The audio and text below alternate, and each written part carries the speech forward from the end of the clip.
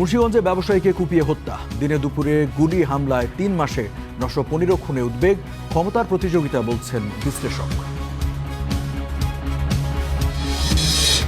কুড়িগ্রামের রাজারহাটের রেললাইনের ওপর বালু ভর্তি ট্রাক উল্টে ঢাকার সঙ্গে রেল যোগাযোগ বন্ধ, চরম ভোগান্তিতে যাত্রীরা।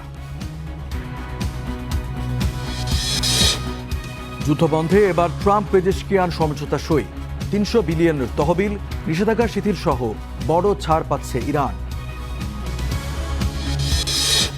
এবং উজবেকিস্তানকে হারিয়ে শুরু কলম্বিয়ার, শেষ মুহূর্তের গোলে জয় ঘানার, কেইনের রেকর্ডের রাতে ছায়া হয়েই রইলেন রোনালদো।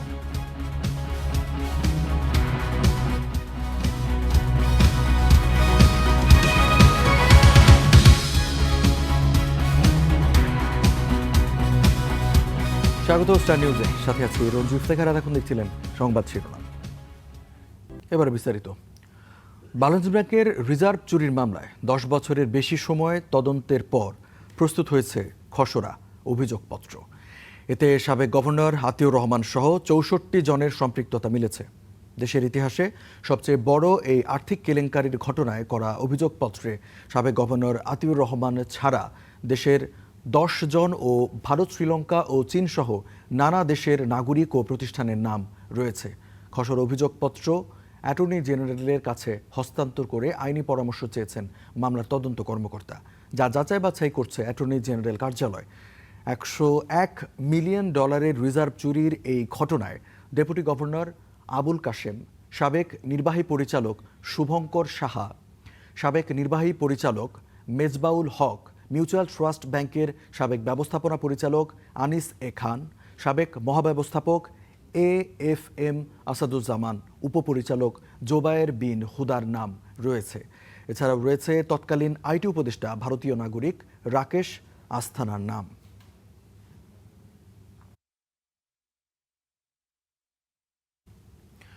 চট্টগ্রামের পটিয়ায় নিখোঁজের 2 দিন পর উদ্ধার হয়েছে শিশু জায়হানের মরদেহ।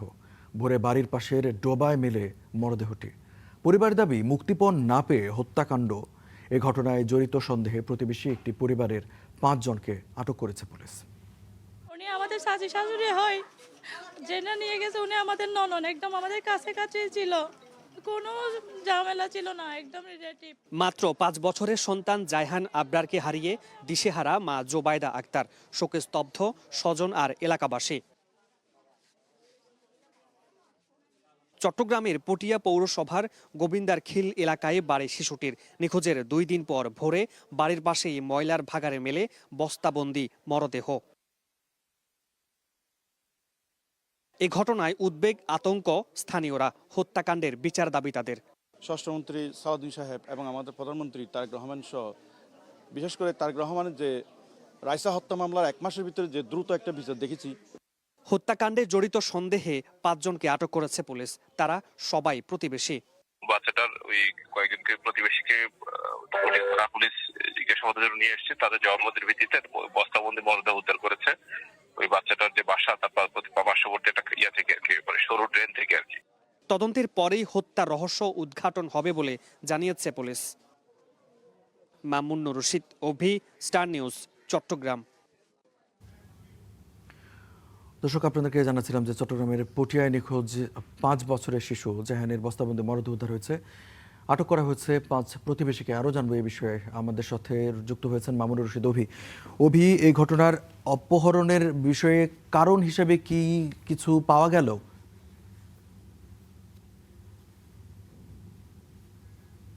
এখন পর্যন্ত টোটাল কারণ বা ঠিক কী কারণে এই হত্যাকাণ্ড ঘটানো হয়েছে সেই বিষয়ে কিন্তু এখন পর্যন্ত আমরা পরিষ্কারভাবে জানতে পারিনি। পুলিশ বলছে যাদেরকে আটক করা হয়েছে তাদের জিজ্ঞাসাবাদে পরবর্তীতে মূল কারণটা জানা যাবে। তবে যারা স্বজন রয়েছেন তারা অনেক বেশি স্তব্ধ, কারণ যেই 5 জনকে আটক করা হয়েছে অর্থাৎ তাদেরই প্রতিবেশী। আমি এখন যে বাড়িটিতে আছি সেই বাড়ির পাশেই তাদের ঘরটি, এবং সেই ঘরের 5 জনকে কিন্তু আটক করা হয়েছে এই ঘটনার সাথে জড়িত থাকার কারণে। এবং সেই 5 জন কিন্তু সবসময় তাদের বাড়িতে আসা যাওয়া করতেন, বিভিন্ন সময়ে কথাবার্তা বলতেন, বিপদে আপদে একে অপরকে সহযোগিতা করতেন। কিন্তু এই যে ঘটনাটি ঘটানো হলো তাদের পক্ষ থেকে, তারা আসলে গুণা করেও টের পাননি বা কল্পনাতেও আনেনি যে এমন একটি হত্যাকাণ্ড তারা ঘটাবেন।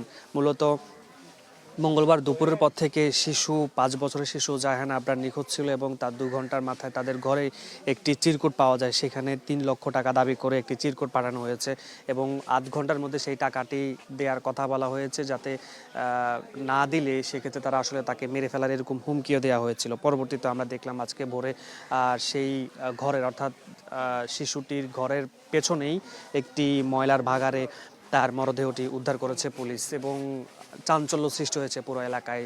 স্থানীয় যারা রয়েছেন তারা বলছেন যে এইসব এমন ঘটনা ঘটাবে পটিয়া এলাকায়, এমন ঘটনা এর আগে কখনো ঘটেনি।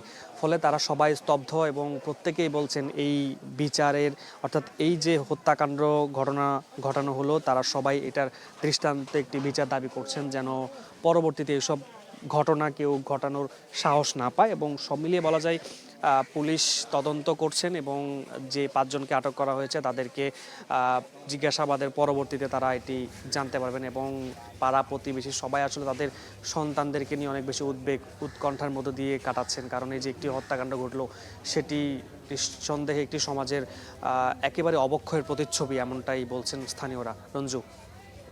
অভি, আপনাকে ধন্যবাদ। দর্শক, চট্টগ্রাম থেকে জানাচ্ছিলেন সহকর্মী মামুনুর রশিদ অভি। এদিকে মুন্সিগঞ্জের লোহজংয়ে সোহেল মুন্সি নামে এক ভাঙাড়ি ব্যবসায়ীকে কুপিয়ে হত্যা করেছে দুর্বৃত্তরা। এ সময় তার ব্যবহৃত মোটরসাইকেলেও আগুন দেয়া হয়। বুধবার গভীর রাতে গাউদিয়া ইউনিয়নের কালুরগাঁও গ্রামে এ ঘটনা ঘটে। স্বজনদের দাবি, সোহেলকে বাসা থেকে ডেকে নেয় কে বা কারা। এরপর তাকে কুপিয়ে হত্যা করা হয়। পরে মরদেহ উদ্ধার করে মর্গে পাঠিয়েছে পুলিশ। প্রাথমিক ধারণা, পূর্বশত্রুতার জেরে এই হত্যাকাণ্ড, তবে তদন্তের পরে জানা যাবে কারণ।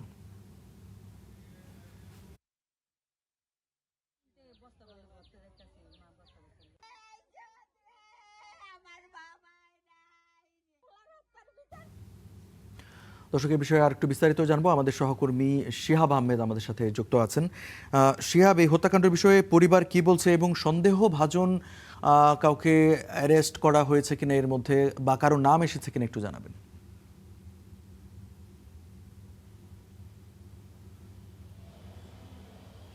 রঞ্জু, আপনি ঘটনার বর্ণনা যেমনটা বলছিলেন, মুন্সিগঞ্জের লোহজং উপজেলার যে ঘটনাটি, সেই ঘটনায় নিহত ব্যক্তির মরদেহ কিছুক্ষণ আগে মুন্সিগঞ্জ জেনারেল হাসপাতালের মর্গে নিয়ে আসা হয়েছে। এখানে পুলিশ প্রাথমিক সুরতহাল শেষে ময়নাতদন্ত যারা করবেন তাদের কাছে মরদেহ বুঝিয়ে দিচ্ছেন এই মুহূর্তে। গতকাল রাত 2টার দিকে এই যে সোহেল মুন্সি, যিনি কালুরগাঁও গ্রামের বাসিন্দা, তার বাড়ির ঠিক উঠানে এই ঘটনাটি ঘটে এবং তিনি মূলত ভাঙাড়ি ব্যবসা করতেন। তার মোটরসাইকেল দিয়ে তিনি স্থানীয় ভাঙাড়ি যারা খুচরা পর্যায়ের বিক্রি করেন তাদের কাছ থেকে কিনে নিয়ে অন্যত্র বিক্রি করতেন। তার কোনো দোকান বা ব্যবসা প্রতিষ্ঠান ছিল না, কিন্তু তিনি এই মোটরসাইকেলটির মাধ্যমেই আসলে এই ভাঙাড়ি পরিবহন করতেন। গতকাল রাতে তাকে যখন কুপিয়ে হত্যা করা হয়, এর পর কিন্তু সেই মোটরসাইকেলটিও আগুনে পুড়িয়ে দিয়ে সেই দুর্বৃত্তরা সেখান থেকে চলে যায়। গতকাল রাত 2টা থেকে এখন দুপুর 12টা পেরিয়ে গেছে। এখন পর্যন্ত এই ঘটনায় সন্দেহভাজন বা কাউকেই আসলে আটক কিংবা এই ঘটনায় কারা জড়িত কোনো ধরনের কোনো ধরনের ক্লু এখন পর্যন্ত পাওয়া যায়নি। ঘটনার তদন্তের জন্য পুলিশের একাধিক টিম কাজ করছে বলে জেলা পুলিশ সুপার মোহাম্মদ মেনহাজুল আলম তিনি আমাদের জানিয়েছেন এবং তিনি আসলে যেমনটা বলছেন, ওই আশপাশের এলাকায় রাতের বেলা কারা উপস্থিত ছিলেন সেটি তথ্য প্রযুক্তির সহায়তায় তারা জানার চেষ্টা করছেন এবং পুলিশের অন্যান্য যে সকল সংস্থাগুলো রয়েছে, পিবিআই এবং সিআইডি, তারাও ঘটনাস্থলে গিয়ে তারা এই রহস্য উদ্ঘাটন কিংবা ক্লু বের করার চেষ্টা করছেন এবং বলছেন যে এ ঘটনায় যারাই জড়িত থাকুক তাদের দ্রুত সময়ের মধ্যে শনাক্ত করে তারা আইনের আওতায় আনবেন। এই যে সোহেল মুন্সি, তার বয়স 39 বছর এবং মাত্র 40 দিন আগে তার একটি ছেলে সন্তানের তিনি জন্ম দেন এবং গতকাল রাতে তিনি আলাদা একটি ঘরে শুয়েছিলেন এবং তার পরিবারের সদস্যরা আরও একটি আলাদা ঘরে ছিলেন এবং যখন ঘটনাটি ঘটে তখন তারা টের পাননি। ঘটনা ঘটার পরে তারা বের হয়ে এসে আসলে এই সোহেল মুন্সির মুখমণ্ডল এবং তার যে পা রয়েছে সেখানে রক্তাক্ত ধারালো অস্ত্রের জখমের চিহ্ন তারা দেখতে পান এবং সেখানেই তিনি মৃত্যুবরণ করেন। তো রঞ্জু, এই ছিল আমার কাছে মুন্সিগঞ্জ থেকে। শিহাব, আপনাকে ধন্যবাদ।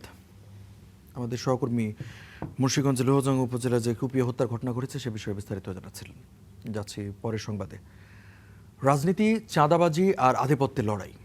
দেশের নানা প্রান্তে একের পর এক হত্যাকাণ্ডে বাড়ছে উদ্বেগ।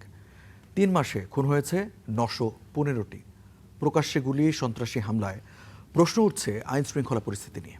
বিশেষজ্ঞরা বলছেন এসব সংঘাতের পেছনে আদর্শিক দ্বন্দ্বের চেয়ে বেশি কাজ করছে অর্থনৈতিক স্বার্থ ও ক্ষমতার প্রতিযোগিতা। পুলিশ বলছে অপরাধপ্রবণ এলাকা চিহ্নিত করে প্রয়োজনীয় ব্যবস্থা নেওয়া হচ্ছে। বিস্তারিত জানাচ্ছেন সহকর্মী সাবির আহমেদ।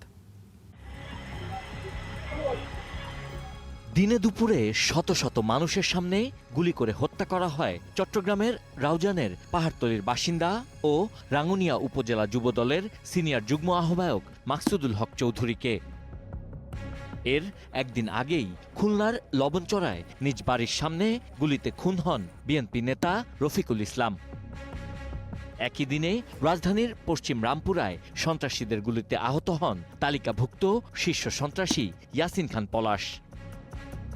আর ৮ জুন মৌচাকে আধিপত্য বিস্তার ও চাঁদাবাজির বিরুদ্ধে খুন হন সাবেক স্বেচ্ছাসেবক দল নেতা বিল্লাল হোসেন। বিশ্লেষকদের মতে রাজনৈতিক পরিচয় ব্যবহার করা হলেও সংঘাতের মূল কারণ আদর্শিক নয়, বরং অর্থনৈতিক ও ক্ষমতাকেন্দ্রিক দ্বন্দ্ব। যখন দলের কোনো নেতাকর্মীরা চাঁদাবাজি করা, অপরাধ করা, রাজনৈতিক প্রভাব বিস্তার করা, নির্বাচন কিংবা পদপদবীর প্রসঙ্গগুলোতে নানাভাবে আধিপত্য বিস্তারের কাজগুলো করে, তখনই আসলে এই হত্যাকাণ্ডর ঘটনাগুলো ঘটে। এখানে একটা গ্রুপস ডেভেলপমেন্ট হয়ে যায়। এই যে সব গ্রুপসের মাধ্যমে তাদের যখন একটা স্বার্থের সংঘাত হয়, তখন তারা যাদেরকে প্রতিপক্ষ মনে করে তখন তাকে সরিয়ে দেওয়ার জন্য এই ধরনের কাজগুলো এখানে সংগঠিত হয়ে থাকে, যার ফলশ্রুতিতে এখানে রাজনৈতিক হত্যাকাণ্ডগুলো অনেক বেশি বেড়ে যায়। পুলিশ সদর দপ্তরের তথ্য বলছে গত ৩ মাসে সারা দেশে ৯১৫টি হত্যার ঘটনা ঘটেছে। আর হিউম্যান রাইটস সাপোর্ট সোসাইটির হিসেবে একই সময়ে ২৭৫টি রাজনৈতিক সহিংসতায় নিহত হয়েছেন ২৯ জন। ঢাকা রেঞ্জেও পরিস্থিতি উদ্বেগজনক। চলতি বছরের প্রথম ৩ মাসে ঢাকা রেঞ্জে ২০৭টি হত্যার ঘটনা ঘটেছে। শুধু রাজধানীতেই খুন হয়েছেন ৫৭ জন।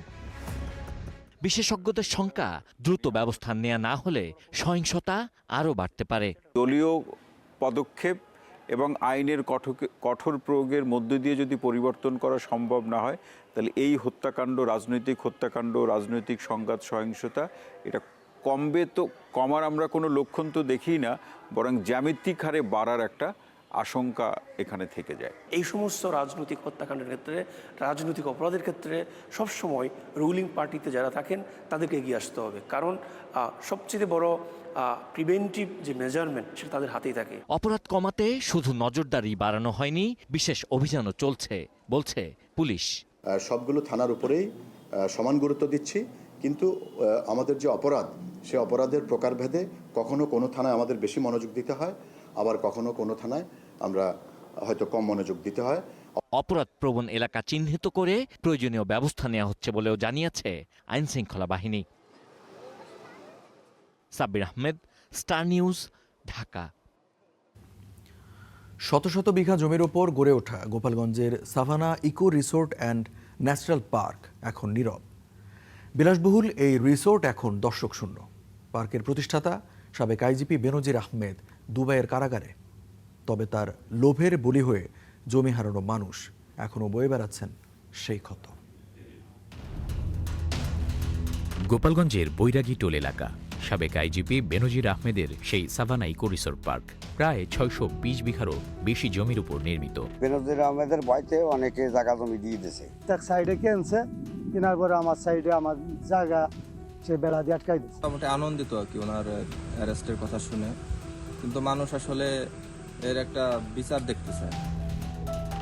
একসময় এই পার্ক ছিল বেনজিরের ক্ষমতা ও বৃত্তের প্রদর্শনের প্রতীক। এখন হারিয়েছে জৌলস। প্রবেশমুখে টাঙানো আদালতের ক্রোকাদেশ। ভেতরে প্রায় ২০টি পুকুর, ১৪টি কটেজ, আছে একটি সুইমিং পুল, শিশু পার্ক সহ নানা স্থাপনা। তবে দর্শনার্থীদের উপস্থিতি খুবই কম। চারিদিকে যেন এক ধরনের নিস্তব্ধতা। অনেক আগাছা হয়েছে এবং এগুলো একটু পরিষ্কার পরিচ্ছন্ন করতে হবে, এবং আশপাশে যারা আছে এদের জন্য এটা অনেক ভালো যে এরা আশপাশে এখানে যারা আছেন তারা এখানে পরিবার নিয়ে এসে ঘুরতে পারবেন। সাভানা পার্কের কথা অনেক শুনছি, ভালোই, এখানে এসে ভালোই লাগছে, কিন্তু পরিবেশটা আরও উন্নত করার দরকার, যেমন পরিষ্কার পরিচ্ছন্নতা এগুলো। পার্ক নির্মাণের সময় জমি অধিগ্রহণ প্রক্রিয়া নিয়ে ওঠে নানা প্রশ্ন। প্রতিবাদের সাহস ছিল না কারো। অনেকে ভুলতে পারেননি জমি হারানোর কষ্ট। একটা দলিল দিচ্ছি, বেনজির সাহেব বর্তমান নিয়মে আমিও স্বাক্ষর করব, যে ক্রয় করবে সেও স্বাক্ষর করবে, কিন্তু বেনজির সাহেবের পক্ষ থেকে কোনো স্বাক্ষর এখন পর্যন্ত দলিলই করে নাই। আমরা দলিলই স্বাক্ষর দিচ্ছি, তাতেই রেজিস্ট্রি হয়ে গেছে। আরও বাপ কাকারা ঠাকুর দাদারা যখন জমি বিক্রি করে দিচ্ছে, তো আমরাও জমি বিক্রি করে দাও, আমাদের ওগুলো দিয়ে দরকার নাই। এরপরে সব বিক্রি করে দিছে, তো যার ন্যায্য মূল্য আমরা এখনো পাই নাই। বাধ্যতামূলক সবাই যখন বিক্রি করছে, তাহলে আমাদেরও তো যে অনেকে ভয় দেখাইছে যে তোমাদের জমি ভেঙে যাবে, জল হয়ে যাবে, এই কারণে আমরাও জমি বিক্রি করে ফেলছি। 2024 সালে পার্কসহ বেনজির আহমেদের সম্পদ জব্দ করা হয়। বর্তমানে ইজারার মাধ্যমে পার্কটি পরিচালিত হচ্ছে, তদারকি করছে প্রশাসন।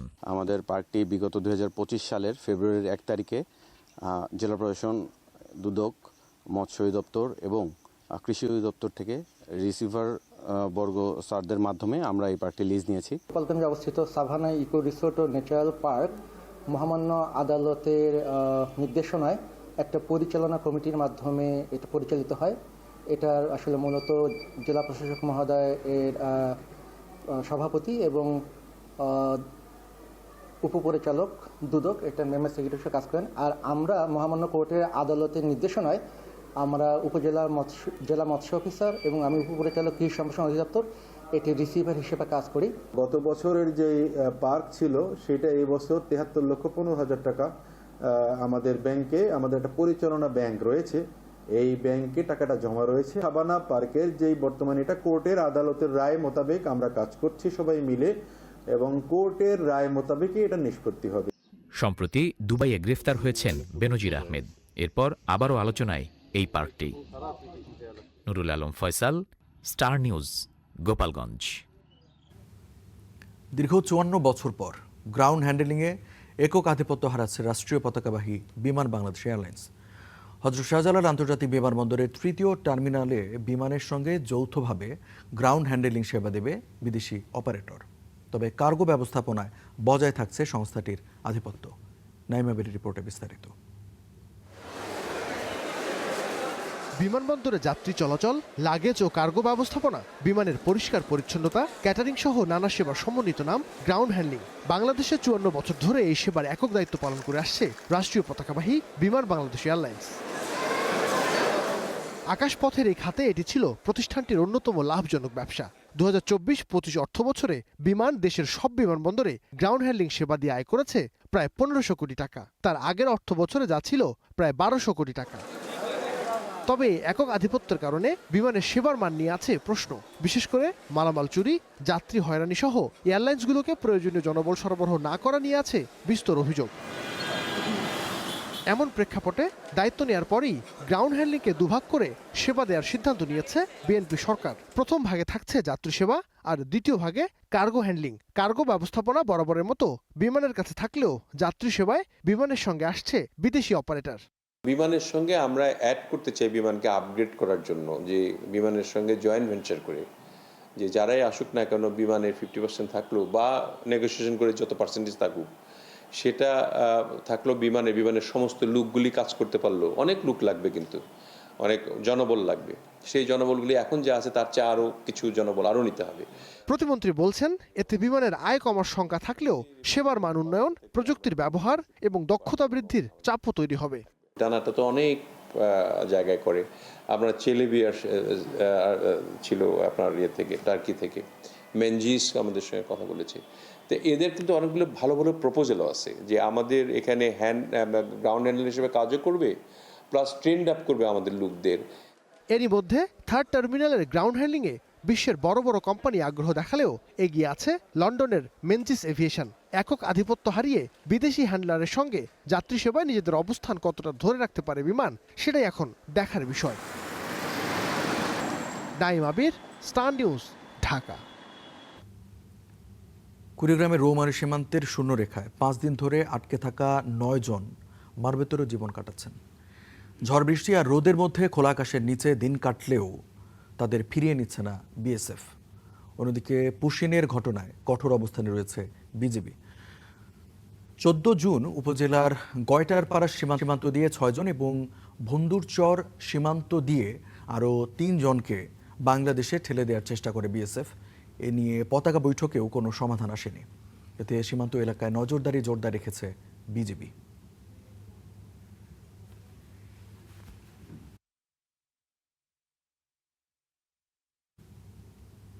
দর্শক এই বিষয়ে আরেকটু বিস্তারিত জানবার চেষ্টা করব। আমাদের সহকর্মী রয়েছেন সীমান্ত এলাকায়, মোহাম্মদ জুবাইর আছেন। জুবাইর কাছ থেকে জানতে চাইবো যে 9 জন সীমান্তের শূন্যরেখায় অবস্থান করছেন, তাদের অবস্থাটা কি আসলে, আর বিএসএফ বা বিজিবির পক্ষ থেকে এই বিষয়ে কি বলা হচ্ছে?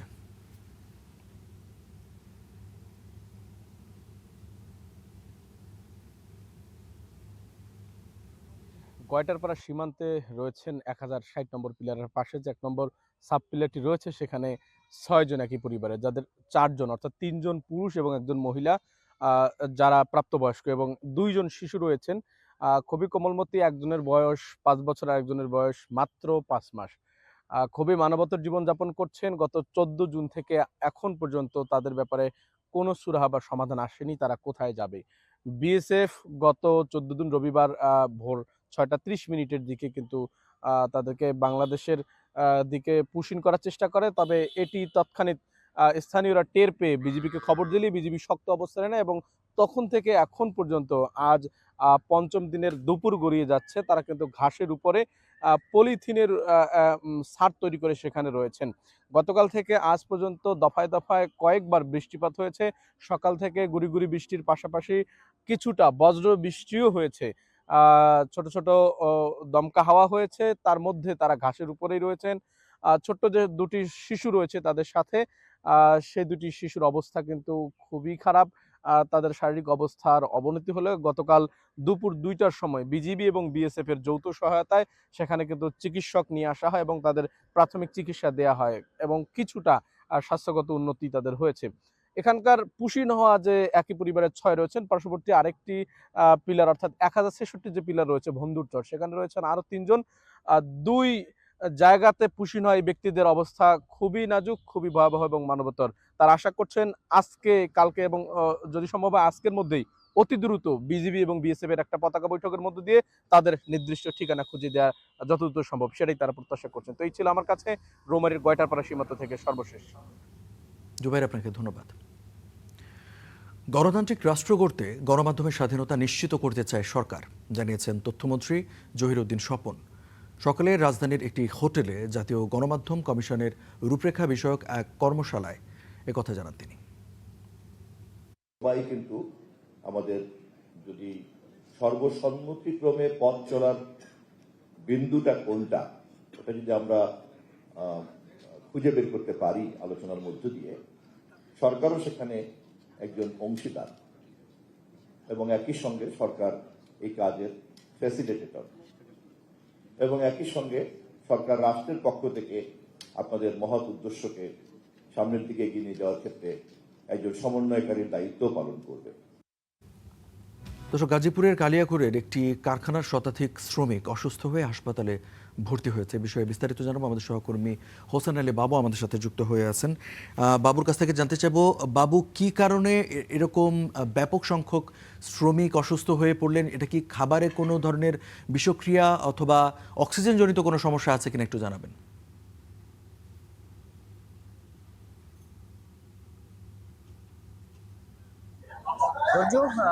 গাজীপুরের কালিয়াকৈর উপজেলায় ড্রেসমিল নামে একটি পোশাক কারখানার শ্রমিকরা সকাল 8টায় তাদের কর্মস্থলে তারা যোগদান করেন। তারপর হচ্ছে 10টার কিছুক্ষণ কাজ করার পর 10টার সময় তারা ওই কারখানার পানি পান করে।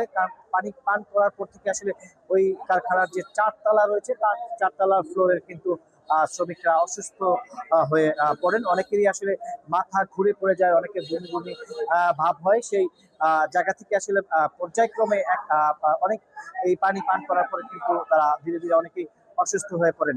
এই অসুস্থতা পড়ে যাওয়ার পর আসলে সেখান থেকে তাদেরকে উদ্ধার করে যারা অন্যরা রয়েছেন তারা উদ্ধার করে কালিয়াকৈর উপজেলা স্বাস্থ্য কমপ্লেক্স এবং যে কালিয়াকৈর আশেপাশে যেসব প্রাইভেট হসপিটালগুলো রয়েছে সেখানে তাদেরকে চিকিৎসা দিয়েছেন। আমি কিন্তু এই মতো রয়েছি শহীদ তাজউদ্দিন আহমেদ মেডিকেল কলেজে, সেখানেও কিন্তু এই যে অসুস্থ রোগী দেখছেন যে আসলে অসুস্থ হয়েছে তাদেরকে আসলে সেখান থেকে নিয়ে অন্যথায় প্রেরণ করা হচ্ছে। আর যেটি জানিয়ে রাখি, আসলে এই যে ড্রেসমিল কারখানার যে শ্রমিক তারা সেখানে কিন্তু আসলে নারী শ্রমিক সবচেয়ে বেশি আর কি অসুস্থ হয়ে পড়েছেন।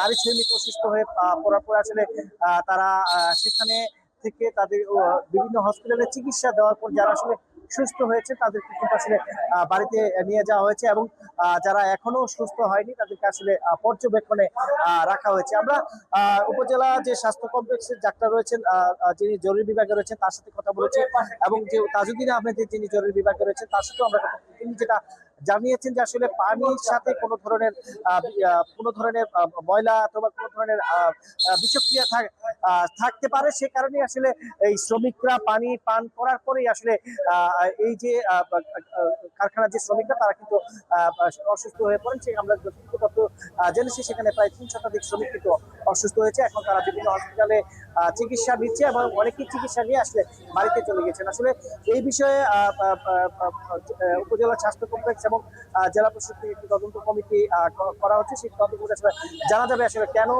পানিতে কি ধরনের বিষক্রিয়া ছিল, সেটা আসলে তদন্ত পর জানা যাবে। এই ছিল আমার কাছে রঞ্জিত সর্বশেষ গাজীপুরের শ্রমিক অসুস্থ হওয়ার তথ্য।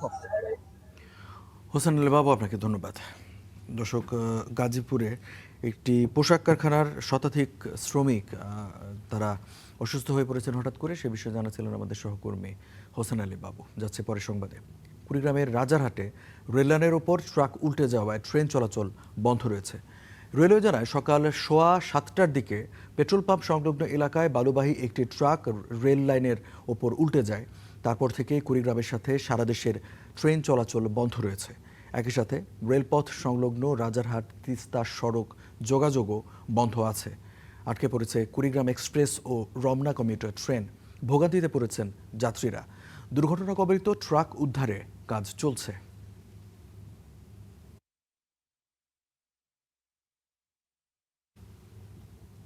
উত্তরে কুড়িগ্রাম আর দক্ষিণের সাগর মোহনায় ভোলা। তবে দুই জেলাতেই ব্রহ্মপুত্র আর মেঘনার ভাঙনে দিশেহারা নদী পাড়ের বাসিন্দারা। নদীগর্ভে বিলীন হচ্ছে ফসলি জমি আর বসত ভিটা। উপায় না পেয়ে রাজপথে নেমেছেন ক্ষতিগ্রস্তরা।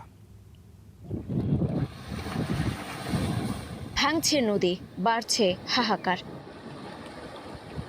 কুড়িগ্রামের উলিপুরের বাবুচরে ব্রহ্মপুত্রের ভয়াবহ ভাঙনে প্রতিদিনই নদীগর্ভে বিলীন হচ্ছে ফসলি জমি ও বসত ভিটা। মাথা গোজার ঠাঁই হারিয়ে দিশেহারা অনেকে। এখন শেষ সম্বল সরিয়ে নেয়ার আপ্রাণ চেষ্টায় নদী পাড়ের বাসিন্দারা। সব সম্পদ যা আছে সব তো চলে গেল। এখন যে বাড়িটা করি আছে, বসত বাড়ি করি যে থাকবো, ছেলে ফেলে ধরি যে থাকবো, সেই জায়গাটা তো আমার নাই। প্রতিদিন হয়তো 2-3 শতক করে যাচ্ছে। আমরা নদীর ধারে এখানে কি করি, এখন কোথায় যাব?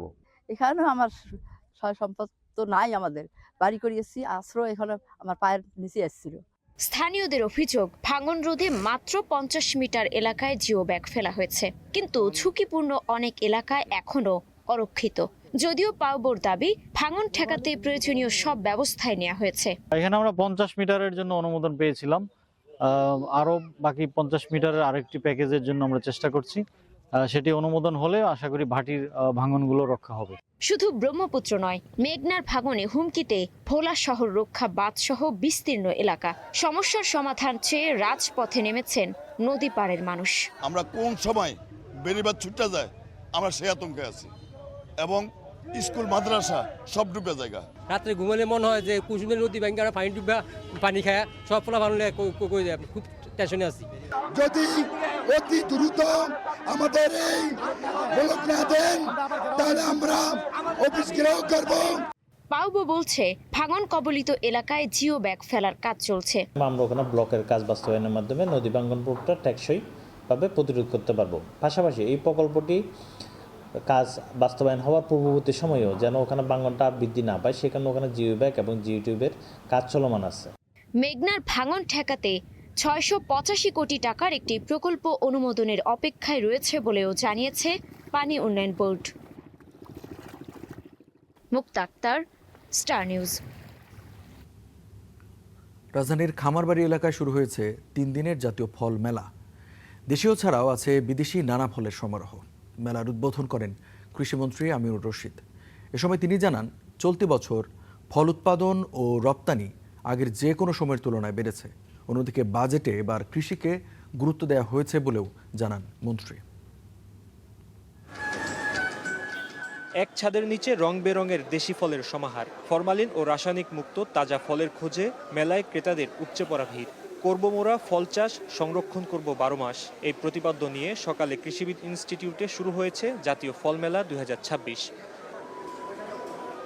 মেলায় অংশ নেওয়া উদ্যোক্তারা জানান, স্থানীয় পর্যায়ে হিমাগার ও সহজ শর্তে ঋণ পেলে এই খাতের রপ্তানি আরও বাড়ানো সম্ভব।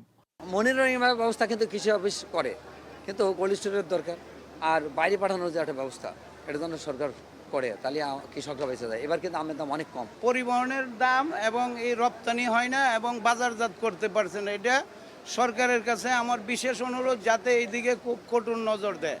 জাতীয় ফলমেলা পরিদর্শন শেষে কৃষিমন্ত্রী বলেন, কৃষি খাতে অতীতের যে কোনো সময়ের চেয়ে 2026-27 অর্থবছরের বাজেটে বরাদ্দ বাড়ানো হয়েছে। গত বছরের তুলনায় 10% কৃষি বাজেট বেড়েছে। তারপরে প্রমোদনা বা উন্নয়ন বাজেট আছে, আমাদের বাজেটের ভিতরে আবার ভাগ আছে, ওইটা বেড়েছে 59%। ওইভাবে আপনি যদি তুলনা করেন তাইলে দেখবেন এবারের বাজেট অতীতের যে কোনো বাজেট থেকে বৃহত্তম বাজেট কৃষির উপরে। এবছর আম, কাঁঠাল, ড্রাগন সহ বিভিন্ন ফল রপ্তানি আগের বছরগুলো থেকে বেড়েছে বলেও জানান কৃষিমন্ত্রী। Fahim Yusuf, star News, Dhaka. এবারে আন্তর্জাতিক প্রসঙ্গ। অবশেষে যুক্তরাষ্ট্র ও ইরানের সমঝোতা স্মারকে সই করলেন দুই দেশের প্রেসিডেন্ট। আজ G7 সম্মেলনে থাকা মার্কিন প্রেসিডেন্ট ডোনাল্ড ট্রাম্প এতে সই করেন প্যারিসের ভার্সাল রাজপ্রাসাদ থেকে, আর ইরানের প্রেসিডেন্ট মাসুদ পেজিশকিয়ান সই করেন দেশে থেকে। ইলেকট্রনিক পদ্ধতিতে হওয়া এই সমঝোতা সইকে স্বাগত জানিয়েছেন বিশ্ব নেতারা। প্যারিসের বিখ্যাত ভার্সাল রাজপ্রাসাদ, এখানেই ঐতিহাসিক ইরান শান্তি চুক্তিতে সই করলেন মার্কিন প্রেসিডেন্ট ডোনাল্ড ট্রাম্প। ফরাসি প্রেসিডেন্ট ইমানুয়েল ম্যাখোর নিমন্ত্রণে ইউনেস্কো স্বীকৃত এই ওয়ার্ল্ড হেরিটেজ সাইটে নৈশভোজ করেন মার্কিন প্রেসিডেন্ট। তারপরই সেখানে সমঝোতা চুক্তিতে স্বাক্ষর করেন তিনি। সমঝোতা চুক্তিটিতে স্বাক্ষর হয়ে গেছে, ভার্সালে সেটিতে সই করেছি আমি। সমঝোতা চুক্তিতে সই করেছেন ইরানি প্রেসিডেন্ট মাসুদ পেজিশকিয়ানো। দেশটির রাষ্ট্রীয় সংবাদ মাধ্যম ইরনা প্রকাশ করেছে সে ছবি। বৃহস্পতিবার পররাষ্ট্র মন্ত্রণালয়ের মুখপাত্র ইসমাইল বাঘাইও এ তথ্য নিশ্চিত করেছেন। ইরান যুক্তরাষ্ট্র সমঝোতা স্মারক এখন আনুষ্ঠানিকভাবে সম্পন্ন ও চূড়ান্ত। দুপক্ষই এতে স্বাক্ষর করেছে।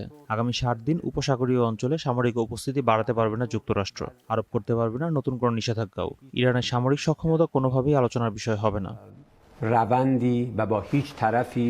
যদিও যুক্তরাষ্ট্র বলছে হরমুজ প্রণালী খুলে দেওয়া এবং ইরানের পারমাণবিক সক্ষমতা অর্জন না করার শর্তে যুদ্ধবন্ধে সম্মত হয়েছে তারা। এদিকে ইরানের স্পিকার বাঘের কালিবাফ বলেছেন, হরমুজ খুললেও তা কখনোই আর যুদ্ধের আগের অবস্থায় ফিরে যাবে না। হরমুজ প্রণালী কখনোই পুরোপুরিভাবে যুদ্ধ পরবর্তী অবস্থায় ফিরে যাবে না। আন্তর্জাতিক আইন মেনে এই পথে কিছু বিধি নিষেধ বহাল রাখা হবে।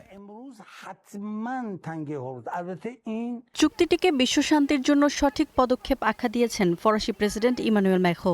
এ চুক্তিকে স্বাগত জানিয়েছেন অন্যান্য বিশ্ব নেতারাও। এর আগে গেল রোববারই ইরান ও যুক্তরাষ্ট্রের মধ্যে ইলেকট্রনিক্যালি সাইন হয় এই সমঝোতা চুক্তি। তখন এতে স্বাক্ষর করেছিলেন মার্কিন ভাইস প্রেসিডেন্ট JD ভ্যান্স এবং ইরানি স্পিকার বাঘের কালিবাফ। ইফফাতিরা, স্টার নিউজ। দর্শক, সচিবালয়ে বাংলাদেশ সেক্রেটারিয়েট রিপোর্টার্স ফোরামের সঙ্গে মতবিনিময়ে কথা বলছেন সড়ক পরিবহন মন্ত্রী শেখ রবিউল আলম। আমরা সরাসরি যাচ্ছি সেখানে। অথবা একটা সুন্দর ওয়াল কালার করে রেখেছেন, সেখানে একটা পোস্টার টানিয়ে দিচ্ছে কিনা, এটা আইন শৃঙ্খলা রক্ষাকারী বাহিনীর নিয়মিত টহলও দেখা উচিত। নাগরিক হিসেবে আমাদেরকেও সচেতন হওয়া উচিত। যারা লাগায় তাদেরকে আপনার আরো সজাগ করার জন্য বা সাবধান করাও আমাদের দায়িত্ব নিতে হবে। সরকারের ব্যাখ্যা আমি যেগুলি বললাম সেটাও, আইন শৃঙ্খলা রক্ষাকারী বাহিনী ফাংশন করা মানে তো সরকারেরই ফাংশন করা। নির্দেশনা তো আবার ওই চলে আসলেন, এটা আমার মন্ত্রণালয় সংক্রান্ত না, আমি তো নির্দেশনা দেওয়ার না বই কনসার্ন অথরিটি না। তবে এই নির্দেশনা থাকা উচিত। তবে আমি যতটুকু জানি নির্দেশনা আছে, মান্য হচ্ছে কম, মানা হচ্ছে না। আমি যতটুকু জানি যে অবাধে যে কোনো জায়গায় পোস্টার, ফেস্টুন, ব্যানার লাগানোর নিষেধ আছে। যেমন আমাদের ধূমপানের জন্য তো 50 টাকা ফাইন আছে যত্রতত্র, কিন্তু ধূমপান তো চলছে। তো বিধি মনে আছে, কার্যকর করা দরকার। একটু বলি, আমাদের যেহেতু মাননীয় মন্ত্রী মহোদয় আগে অনুরোধ করেছিলেন, তারপরও বা একটা পরামর্শ দিয়েছিলেন উনি একেবারেই অনেকটা নিউজ আকারে খোলামেলা শেয়ার করেছেন, একদম বাস্তবিক পদ্মা সেতু নিয়ে যে বিষয়টা উনি একেবারেই পরিষ্কার করে দিয়েছেন। আর সবচেয়ে যেটা হচ্ছে, আমি আরও ক্লিয়ার করেছি, যেদিন আমরা ওনাকে ইনভাইটেশন দিতে গিয়েছিলাম, নিজের মনে করে উনি কিন্তু আমাদেরকে সময় দিয়েছিলেন যে আমরা আধা ঘন্টা বসবেন আমাদের ডিসি কমিটির সাথে। তো আমাদেরও আরও 2টা প্রোগ্রাম ছিল, বিদায় আমাদের জরুরি ছিল, আমরা দাঁড়িয়ে ওনার সাথে 1 মিনিট কথা বলেছিলাম। মানে এতই আন্তরিকভাবে উনি বলেছিলেন যে আমরা 2টা দাওয়াত দিয়েছি, 2টা উনি অ্যাকসেপ্ট করেছেন। এটা হচ্ছে যে উনি পজিটিভ মাইন্ড হিসাবে আমাদের সাথে থাকতে চান, এবং আমরা ওনাকে কীভাবে হেল্প করতে পারি এই ধরনের মতামত বা পরামর্শ আজকে থাকতে পারে। আমরা যেহেতু প্রশ্ন দিকে যাবো না, উনি আগেই না করেছিলেন, আপনাদের কাছে এটা আমি ক্লিয়ার করে দিলাম। এই জন্য ভাই এসেই বলছিলেন যে আমি তো আসলে এরকম। দর্শক, শেখ রবিউল আলম সড়কমন্ত্রী সচিবালয়ে বক্তব্য রাখছিলেন এবং একটি প্রশ্নোত্তর পর্ব অনুষ্ঠিত হচ্ছে, আমরা সরাসরি সেখানে ছিলাম। এবারে আবারও আন্তর্জাতিক প্রসঙ্গ। কি আছে যুক্তরাষ্ট্র ইরানের যে সমঝোতা স্মারক, সেই সমঝোতা স্মারকে দীর্ঘ গোপনীয়তার পর অবশেষে মার্কিন প্রশাসনের এক ঊর্ধ্বতন কর্মকর্তা ইসলামাবাদ সমঝোতা স্মারক শিরোনামে 14 দফার নথি প্রকাশ করেছেন। এর আগে ইরান দাবি করলেও 14 দফা নিয়ে মুখ খুলছিল না যুক্তরাষ্ট্র, যাতে রয়েছে হামলা চালিয়ে যুক্তরাষ্ট্র ইসরায়েল ইরানের যে ক্ষয়ক্ষতি করেছে তা পুনর্গঠনে $300 বিলিয়ন ক্ষতিপূরণ দেয়া, রয়েছে পারমাণবিক অস্ত্র তৈরি না করার ইরানের প্রতিশ্রুতিও।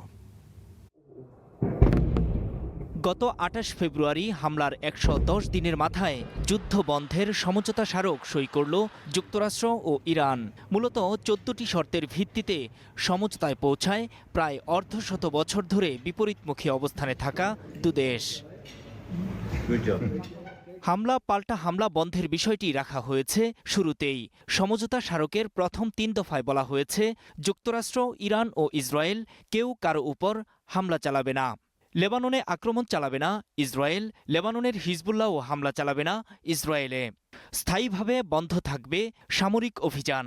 একে অপরের সার্বভৌমত্বের প্রতি সম্মান জানিয়ে আগামী 60 দিনের মধ্যে চূড়ান্ত চুক্তিতে পৌঁছানোর অঙ্গীকার রয়েছে এসব দফায়। চুক্তির 4 ও 5 নম্বর দফা অনুযায়ী হরমুজ প্রণালীতে ফিরছে শান্তি।